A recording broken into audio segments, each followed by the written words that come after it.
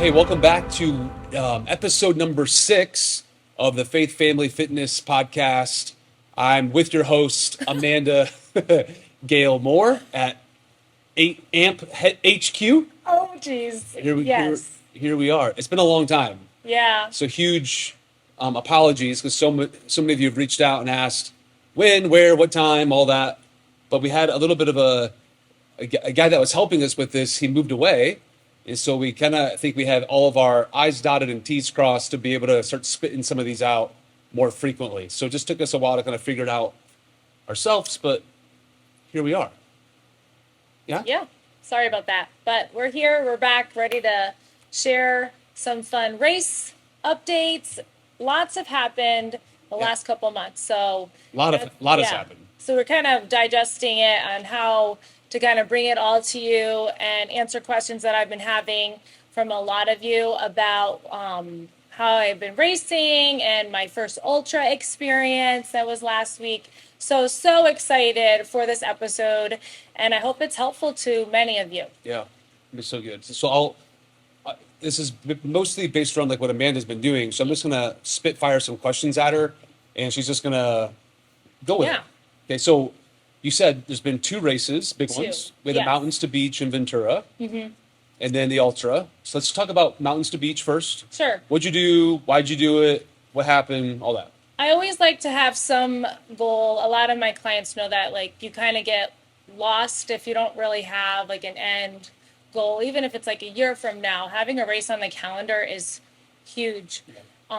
If you're really wanting to get stronger and faster. So my goal for after Mesa, which was in February, was to really kind of focus on half marathon training, but I also wanted to dabble into the ultra. So I kind of did both, and I don't think I would ever recommend that again because I wanted to focus on fast, but also slow it down and focus on higher volume. Can I just say one thing? mileage. Yes. So after the Mesa Marathon, she's like, "Oh, I'm so glad I finally get to do halves." And as a husband and married to a marathon runner, you know that's like, oh great, like she'll sleep in more. There's more sleep. There's Yeah. all these different things, and then she drops the bomb. I'm also gonna run like a ultra 3 weeks after the half.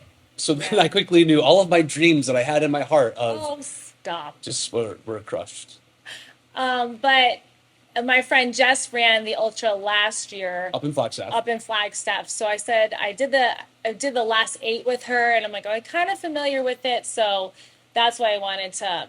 The timing of it kind of worked, but it's still, as a athlete's perspective, it kind of felt I was trying to do my best in 2 very different areas of training. So it was when I went into Ventura, it wasn't really a goal to PR that race. I just wanted a strong half because I know all those workouts, all that mileage was adding up to my big goal of a big PR for the marathon, hopefully the end of this year or next year. So I didn't want to like waste a cycle and not train for something and work on speed. So it really, in my heart, I knew the goal wasn't a PR. Ventura was interesting. I ran the Ventura full in 2017 and actually won that full marathon. I remember that. It was a really good experience. It was a little warm, and that was November. So they have like a piggyback, a different race director or whatever, but they do it in May. And honestly, we went into it thinking it's going to be great weather, and the course looked really fast. I had 3 athletes running the full, and Jared ran the half, did a sub 2 hour, which was great coming off like a knee injury. And you felt really good. I did. Yeah. So we I was happy with my time. yeah. But honestly, the race, I wanted to go into it by effort and not for something that wasn't there. And knowing me and my body and humidity, I knew even the natives there, they're like, wow, it's really humid today. The girls that I talked to that we've got top 3, I was 3rd overall, said, wow, like I'm from California. It was very humid. So going into it, looking at heart rate, looking at how my effort was feeling on these 620 paces, I was like, okay, this is not a PR day. This is hang on for dear life. But, and honestly, it was funny. Sorry, I'm rambling. I feel like I'm just going to share the whole experience. But by around mile 9, I was like, okay, I'm just gonna coast to the end. This is a good effort marathon, getting me ready for the ultra. I mean, half marathon, getting me ready for the ultra. And then I go, I'm top 3. I know there's 2 girls ahead. I'm top 3. This is good. Gonna just hang out here. And then like I see this girl coming up on me, and I'm like, oh no, this isn't happening. So that was really helpful to have that little like, oh, I'm not gonna let this girl beat me. So that, I mean, it pushed me to go faster and strong. And it was interesting how she was breathing. It was so bizarre. It was really helpful though, because every 2 or 20 seconds I heard, ah! And I'm like looking back, I'm like, are you okay? I've never experienced that in a race with someone. And I talked to her after, and I hope this didn't offend her, but I said, all that effort you put into breathing that hard and like screaming, like you could really like help yourself by not doing that. And she was like, I know, I do that all the time. I go, kind of scared me for a little bit, but it helped me like keep getting farther away from you. I feel bad, but oh my word. So that helped be top 3.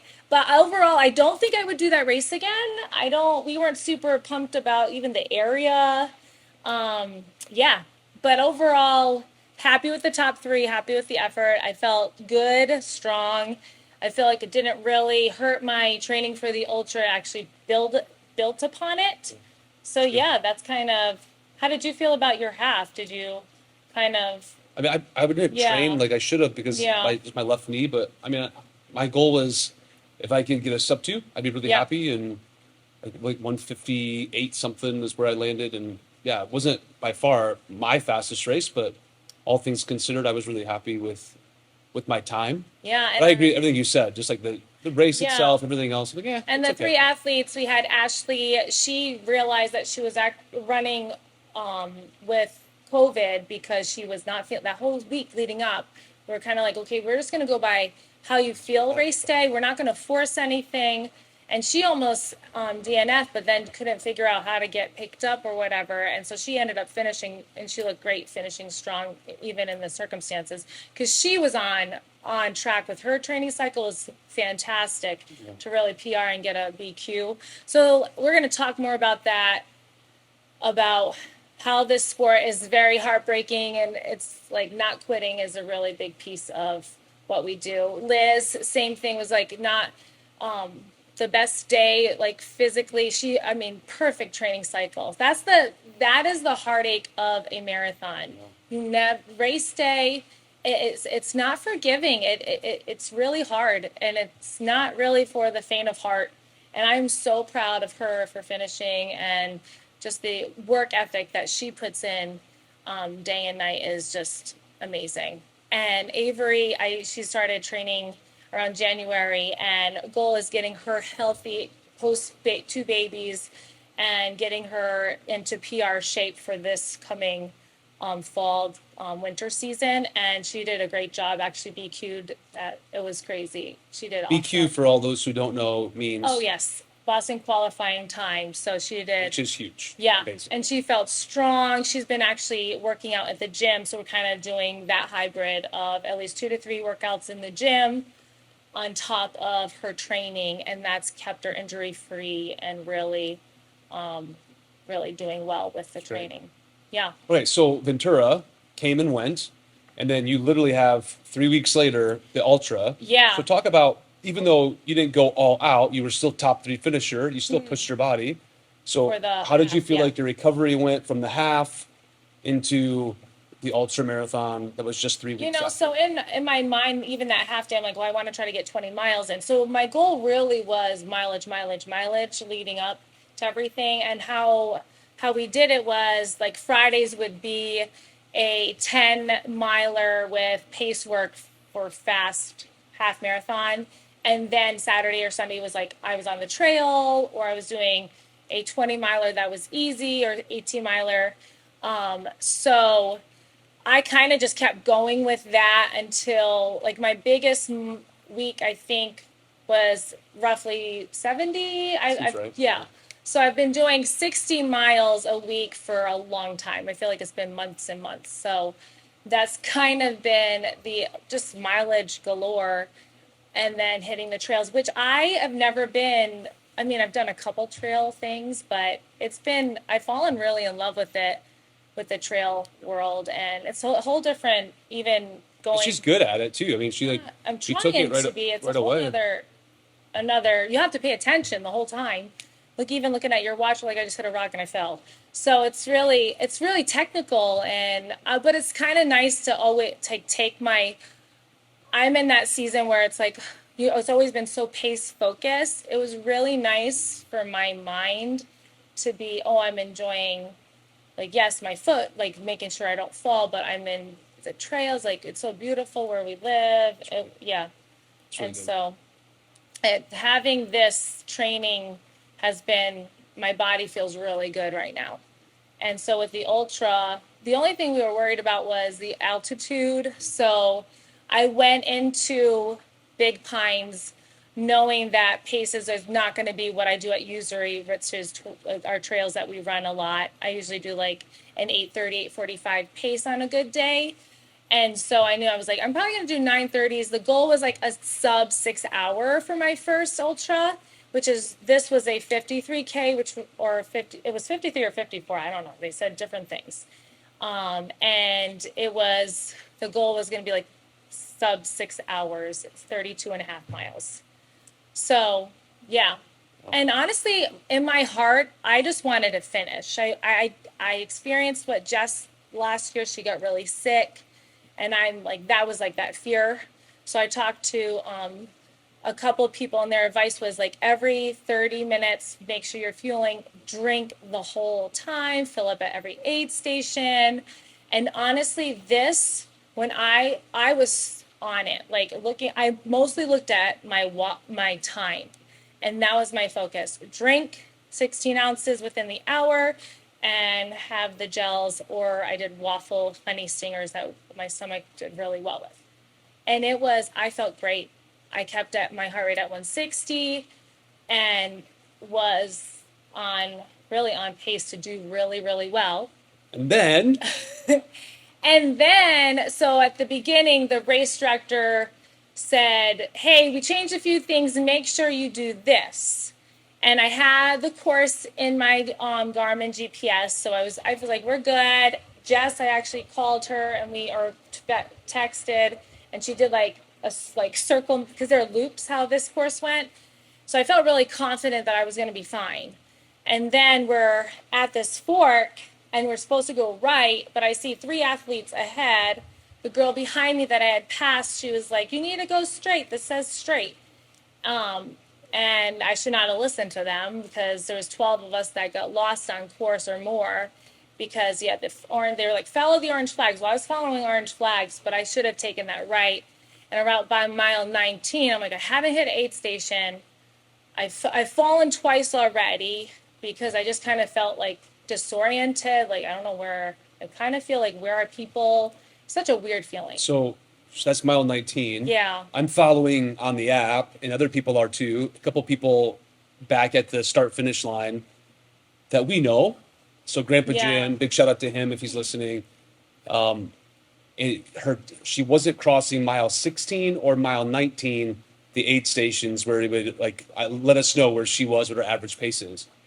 And so Grandpa Jim is there, and he's like, well, this happens sometimes. I don't update. Yeah. So I wasn't too worried at the first one, but I knew she should have been through mile 19 and still nothing.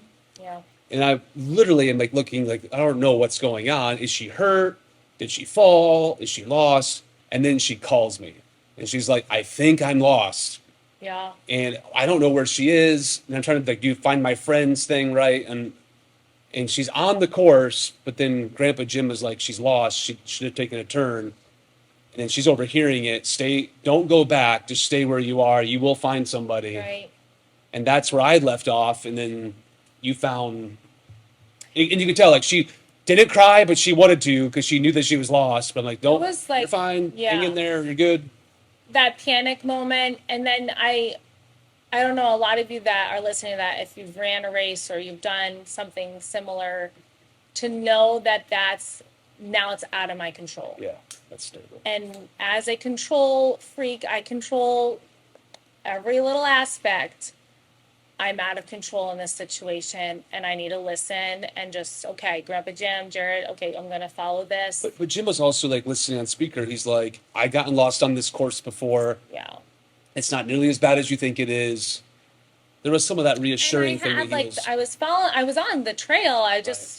It was so weird. But I got to that aid station and I said, I'm at mile 19, and they look at me with big eyes. I'm like, I go, what are you going to tell me? They're like, well, you have to go to the next, like, you have to hit the pads or whatever. And it's like 3 miles from there. And then you have you'll have to run back the 5. And I'm like, so you're telling me I'm going to be at 29 miles when I get to the finish line and have to go back and do a 13K. They're like, it kind of looks that way. And I said, and then another gentleman was like, I'm not that far off as you, but I'm lost too. And he goes, a lot of people out here are experiencing this today. So that made me like feel a little bit better. And I felt bad for the people that were in the same boat as me that I had So passed. you knew right then and there, like I just ran 5 extra miles. Yeah.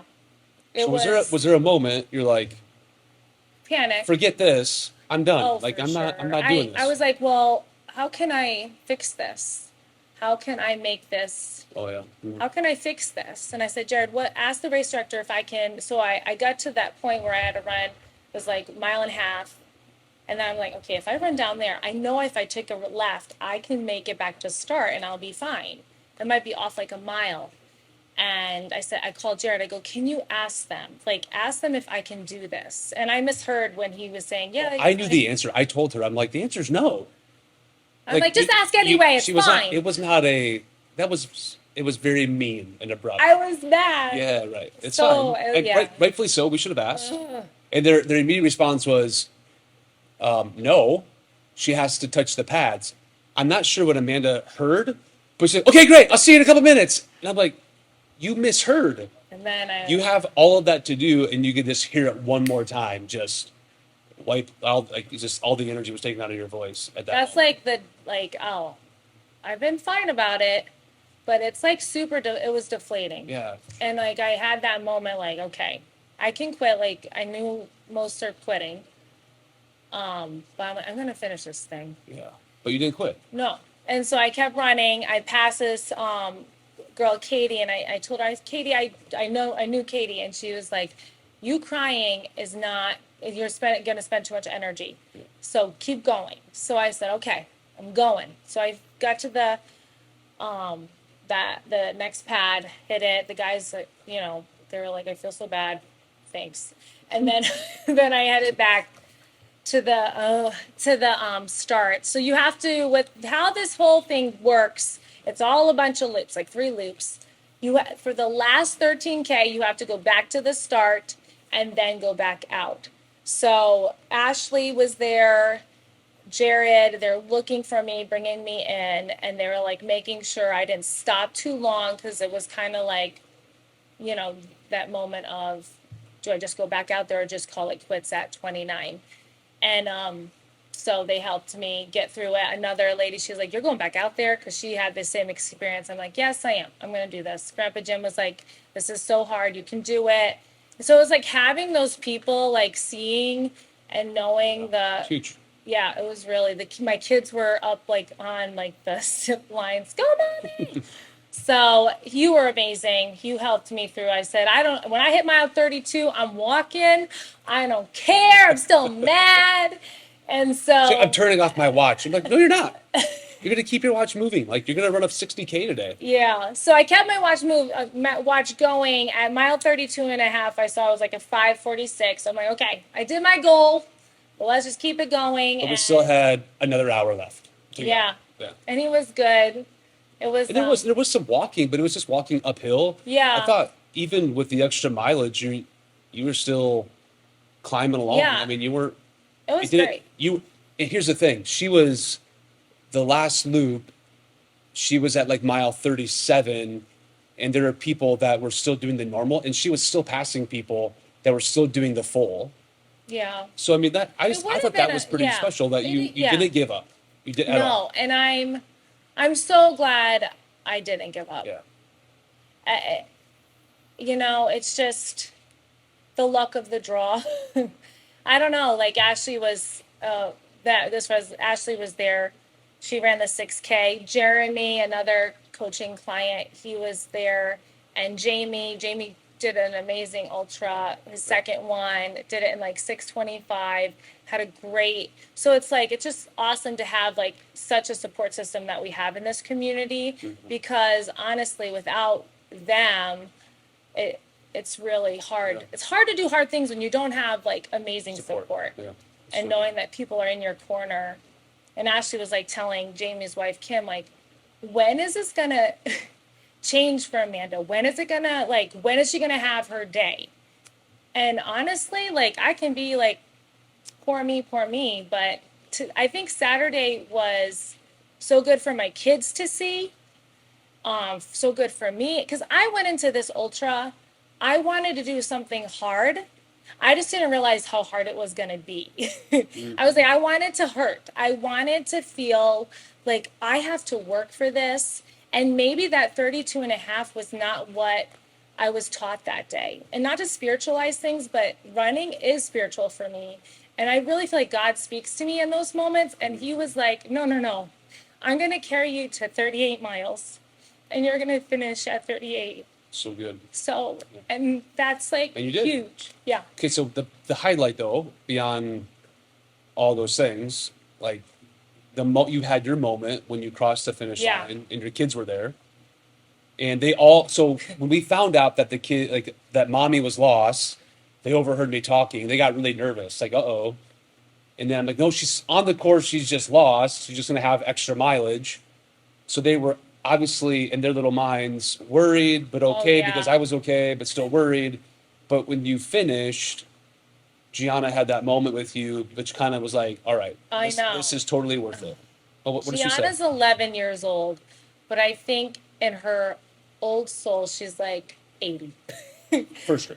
And she came to me. I was sitting at like the fueling, whatever it was. And she goes, Mommy, you've always told us we don't quit. Because I'm big on that. When you commit to something, I don't care if you don't like it 2 weeks in, we will commit to the end. And even in workouts, they all do their workouts here. You will finish and you will do your best. I don't care if you're dead last. Yeah, and you don't skip reps. And we don't count reps at this gym, but we know who skips reps and who doesn't. Just saying. Yes. Do we not? No, we do. We know. We talk. We yeah. know who skips reps. Stop. But it's true. There has to be a level of Totally. No. yes. We have expectation. That's how we are But our raising kids, our kids. you're not going to skip reps. And You're you're going to not- do hard things. You're Yeah. going to finish. If you don't like your piano right now, you are going to finish the season. So it's like with Whatever it is, everything. it's It doesn't, yeah. So anyway, she said that you tell us never to quit and you didn't quit today. And I am so proud of you. Yeah. And so I good. was like, Kim, Jamie's wife, was there too. And I was just like if a special moment. anything, what Saturday was, it taught my kids that we are not quitters. Yeah. And if they can go through life with that mindset on everything that they do, then I've done something right. We've done something And right. the 38 miles was totally worth it. Totally. If that was the lesson, I would do it all over again. And you have a great story to tell. You did 38 miles. I think someone just needs to like track me. So like I didn't even think about it. I'm on my way back into town that night, and a buddy calls and he just asked how it went. And I said she did an extra 5 miles. He goes, hold on a second. You mean to tell me that she just ran a full marathon, immediately followed by a half marathon?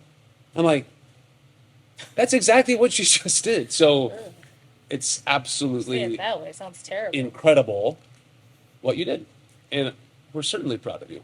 I'm great. Amazing. I'm like, everyone has been awesome. Amazing. Like, hey, and they asked you, are you an ultra marathon? I Yes. go, honestly, I'll do it again.